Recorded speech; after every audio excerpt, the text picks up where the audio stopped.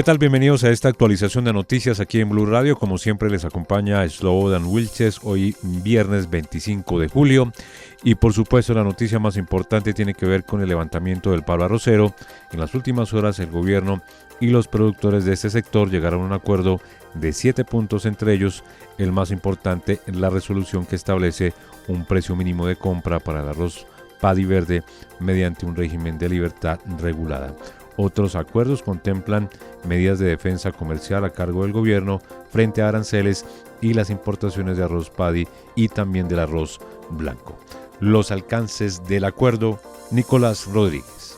Un documento con 7 puntos fue el que le dio fin al paro arrocero en Colombia, que afectó significativamente a los sectores comerciales, tanto de transporte como de alimentos, en 9 departamentos del país. Definitivamente los arroceros se acogerán a la resolución del Ministerio de Agricultura para fijar un precio base sobre la carga del arroz paddy verde en los departamentos, advirtiendo además que no en todos se aplicaría este precio formal. Sin embargo, confirman el Ministerio de Agricultura que además de firmarse ese documento sobre las carreteras del país, no deberían existir bloqueos, por lo cual los campesinos aseguraron que por lo menos hasta hoy al mediodía se daría esa transición de apertura y que a las 12 del mediodía ya las carreteras estarían completamente libres. Por otro lado, también confirmaron que de no cumplirse los acuerdos volverían a las vías de hecho. ¿Eso qué quiere decir? Taparían nuevamente las carreteras. Oscar Gutiérrez es el presidente de la Dignidad Agropecuaria de Colombia. Nosotros nos declaramos en asamblea permanente hasta tanto el gobierno nacional cumpla a cabalidad los acuerdos suscritos y nos reservamos el derecho de volver a las carreteras si es necesario para que se cumpla lo acordado. No podemos aceptar de ninguna manera que los gobiernos firmen unos acuerdos y después hacen un paro y haya que hacerles otro paro. Slobodan, otro punto importante, y es que ya fue radicado el documento ante la SIC, Superintendencia de Comercio, pero los campesinos advierten que a pesar de que los comentarios sean publicados, estos no serían vinculantes para cambiar la resolución. Por esto además que también nombraron algunos delegados y garantes para cumplir tanto los acuerdos de marzo como los nuevos estipulados. Garantes que sería la gobernadora del Tolima, Adriana Magari Matiz, el gobernador de Casanare, César Ortiz, delegados del Ministerio del Interior, de la Defensoría del Pueblo y por supuesto de los productores arroceros de Colombia. Y cambiamos de tema porque la pobreza en Colombia llegó a su punto más bajo desde 2012. Según el DANE, con un salario mínimo al mes, 3 personas salían de pobres el año pasado. Marcela Peña. El año pasado, 1.267.000 personas en Colombia salieron de la pobreza, de acuerdo con el más reciente reporte del DANE. La directora de la entidad, Piedad Urdinola, resaltó la reducción en las cifras de pobreza en el país en los últimos años. La incidencia de pobreza monetaria alcanzó 31,8% en 2024. Como se puede ver acá, es el mínimo histórico desde que es comparable 2012. ¿Quién es pobre en Colombia? Pobre en Colombia se considera a la persona que el año pasado se ganó menos de 460.198 pesos al mes. Esto es para cada uno de los miembros de la familia. En otras palabras, una familia de 3 personas necesitaba el año pasado 1.380.000 pesos para salir de la pobreza, lo que quiere decir que con un salario mínimo que se ganara esa familia ya era suficiente para no estar dentro de las cifras de los pobres del país. La entidad resaltó una vez más que los niveles de pobreza están asociados, por ejemplo, a un mayor número de miembros en el hogar, a menos personas aportando ingresos para la familia y también a menores niveles educativos. Y las autoridades extremaron las medidas de seguridad en el departamento del Chocó ante el paro armado del ELN que inició a la medianoche de este viernes, paro que se extenderá por 48 horas. Las fuerzas militares garantizan su presencia en carreteras, en centros poblados y también en ríos como el San Juan, el Atrato y Baudó. Danilo Arias. La situación de seguridad en Chocó no solo genera inquietud por cuenta de un nuevo paro armado del ELN que inició hace pocas horas, sino por las acciones violentas que siguen afectando a la población civil y especialmente a la fuerza pública. Este fue el caso registrado en las últimas horas en zona rural del municipio de Lloró, donde un soldado resultó gravemente herido en su pierna derecha tras activar una mina antipersonal instalada en zona rural de esta localidad. Coordinaciones realizadas por la Fuerza Aeroespacial Colombiana lograron desplegar un helicóptero Black Hawk para evacuar al uniformado hacia la ciudad de Medellín, donde se recupera internada en un centro de atención especializado. Y es que son horas de tensión las que se viven en este departamento por cuenta del paro armado, donde el ELN advirtió a la población sobre restricciones totales en la movilidad terrestre y fluvial. Desde sectores sociales como la Iglesia Católica persisten las voces de preocupación por la recurrencia de este tipo de medidas violentas. Esto dijo Monseñor Mario de Jesús Álvarez, obispo de Ixminatado. Lamentar desde la Iglesia profundamente este hecho. No nos cansaremos de llamar a una reflexión, a un diálogo, porque con estas vías de hecho se vulneran los derechos de la sociedad.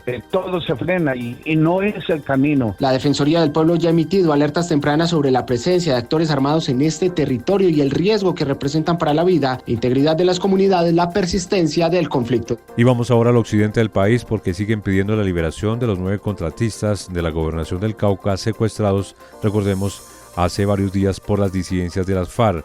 Varias ONG están pronunciándose sobre este tema y están pidiéndole a este grupo al margen de la ley que los libere sin más excusas. Lina Vera en Cali. Después de que las disidencias de las FARC del Frente Jaime Martínez anunciara la suspensión de los protocolos de liberación de los 9 contratistas de la Secretaría del Gobierno del Departamento del Cauca, al detectar presencia de militares muy cerca del sitio, el director de Indepaz, Leonardo González, pidió a este grupo que no se dilate más la entrega de los secuestrados y que se respete la vida. Las excusas esgrimidas no justifican bajo ningún argumento la privación de la libertad de civiles. El secuestro es una grave violación al derecho internacional humanitario y constituye un crimen que atenta contra la vida, la dignidad y la integridad de las personas retenidas, así como contra sus familias. Utilizar a seres humanos como instrumentos de presión o negociación es inaceptable desde cualquier perspectiva ética, política o jurídica. En Popayán, ciudad natal de los contratistas de la gobernación del Cauca, sus familiares continúan esperando su regreso sanos y salvos. Aseguran que los 9 están en una misión humanitaria y que nada justifica su secuestro. Y la Justicia Especial para la Paz se alista para emitir sanciones. En Valledupar se realizará la última audiencia de verificación en el caso de 2 exintegrantes de la Fuerza Pública, concretamente del Batallón La Popa, en el Cesar por el caso de asesinatos y desapariciones forzadas en la costa Caribe. Cristian Correa. Este viernes se va a vivir la segunda y última parte de la primera audiencia de reconocimiento de responsabilidad por parte de los 12 comparecientes, los 12 militares que reconocieron su responsabilidad en el subcaso conocido como falsos positivos de la región Caribe, previo a lo que podría ser la primera sentencia de la Jurisdicción Especial para la Paz desde su creación. La magistrada Ana Manuela Ochoa es la presidenta de la sección de reconocimiento de la JEP y destacó que el aporte a la verdad por parte de estos militares ha sido clave en el esclarecimiento de estos hechos. Esta sección concluyó que en el marco del caso priorizado, los comparecientes superaron el umbral de verdad necesario para poder acceder a las sanciones propias. Sin embargo, para algunas víctimas, la actitud de estos comparecientes lo que ha hecho es revictimizarlos y recordarles el dolor que pasaron por la pérdida de sus familiares. Laura Vanessa Piña perdió a su papá en medio de este doloroso capítulo. Quiero preguntarles si no se acuerdan de mí, si no se acuerdan de esta camisa. Era la camisa de mi papá, la misma que utilicé en julio del 2022 en la audiencia pública de reconocimiento. Es la camisa de la persona que ustedes asesinaron. Durante la jornada se conocerán las propuestas de proyectos que presentarán a los comparecientes para cumplir las sanciones en medio de esta primera sentencia de la Jurisdicción Especial para la Paz. Y hablamos ahora de noticias políticas porque sigue la polémica a pesar de las fuertes críticas de expertos de gremios y académicos. El presidente de la República, Gustavo Petro, sancionó la ley que impone nuevas reglas para la elaboración y publicación de encuestas en el país. Andrés Carmona. Una de las principales preocupaciones frente a esta nueva ley viene por parte del gremio de las encuestadoras. Las empresas Inbamer, Yanhas y el Centro Nacional de Consultoría advirtieron que la ley establece criterios que no solo son discriminatorios y restrictivos, sino que limitan gravemente el derecho a la información y al ejercicio periodístico y de investigación política. Además, se señala que las nuevas exigencias técnicas como la inclusión obligatoria de grandes ciudades, márgenes de error máximos y la entrega de todos los datos primarios podrían hacer inviable económicamente realizar una encuesta independiente. Así lo expresó Martín Orozco, gerente de Inbamer. Sí podría volver a salir, pero con las exigencias que ellos piden de muestra, pues nosotros no tenemos los recursos para financiarla y muy seguramente no hay quien la vaya a financiar porque implica inversiones muy altas. También se cuestiona que las encuestas de intención de voto no puedan publicarse sino hasta 3 meses antes del inicio de inscripción de candidatos, lo que para muchos representa un silenciamiento anticipado de la opinión pública. Ante la negativa del presidente de objetar la norma, las principales casas encuestadoras anunciaron que presentarán una demanda por inconstitucionalidad ante la Corte Constitucional. La controversia apenas comienza. En noticias internacionales, Estados Unidos le permitió a la petrolera Chevron extraer nuevamente petróleo en territorio venezolano, una decisión que va en contravía de la estrategia que ha impulsado el secretario de Estado de los Estados Unidos y un sector de los republicanos en Florida. Vamos a Washington, Juan Camilo Merlán.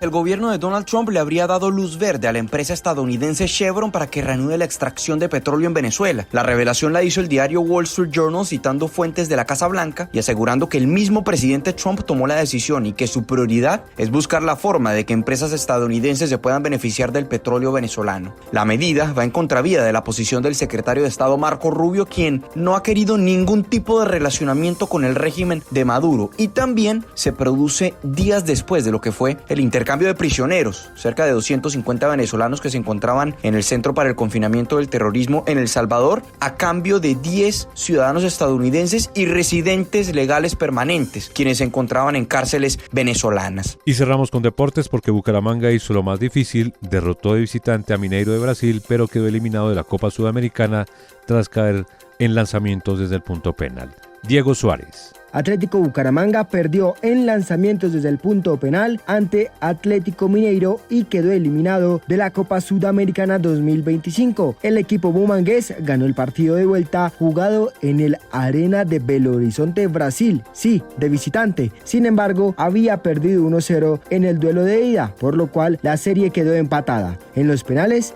Bucaramanga no se pudo imponer, pues cerró 3 de los 4 que cobró, mientras que Mineiro acertó en 3 de los 5 que llegó a lanzar. En los penales hay que tener convicción. Así lo expuso Aldair Quintana, arquero de Atlético Bucaramanga. Cuando son los penales juega mucho el factor mental, se te pasan muchas cosas por la cabeza y bueno, ahí es donde uno tiene que tratar de sacar esos malos pensamientos que por ahí vienen y bueno, ir con convicción a hacer. Además, hoy jugará la selección Colombia femenina en la última fecha de la fase de grupos en la Copa Sudamericana. Enfrentará a Brasil a partir de las 7 de la noche y si gana, clasificará a la semifinal del torneo, evitando a Argentina. Si empata, debe esperar que Venezuela no gane por más de 6 goles. Y si Colombia pierde, tiene que esperar que Venezuela empate o pierda ante Paraguay para poder clasificar a la siguiente fase de la Copa América. Y hasta aquí esta actualización de noticias en Blue Radio. Como siempre les acompañó Slobodan Wilches. Feliz resto de día.